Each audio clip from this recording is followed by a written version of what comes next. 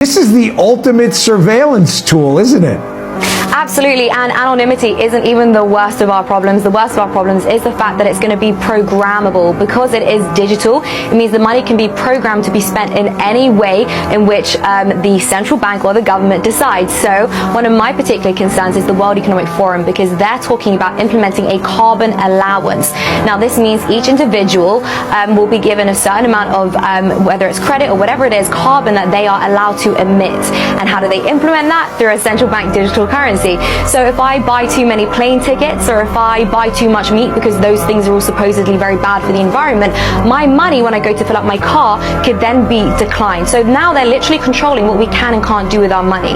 It's also important to realize that the money can expire. So during times of economic uncertainty, central banks love to print lots and lots of money, which causes inflation. But we could get to a point where they say, instead of printing money, you have to spend at least 10% of your savings in the next 3 months. If you don't spend that money in the next 3 months, then that money is going to expire. And if you can't save money, well, then you can't build long-lasting generational wealth. You're always going to be a slave to the system.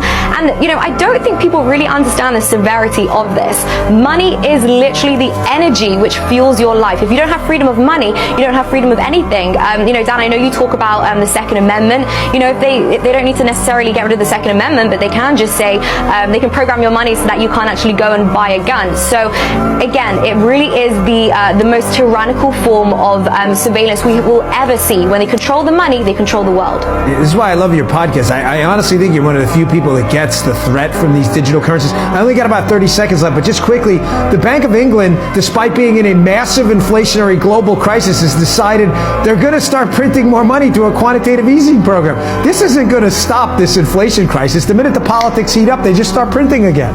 Absolutely. The more debt that we get into, the only way to get out of it is to continue printing money. They announced tax cuts. They announced that they're going to be deregulating the market, which caused the crash. And as a result, because there's no more, they're not going to be collecting as much money because of the tax cuts, they're going to have to borrow more money, more debt. How do you solve that? Printing more money and inflation.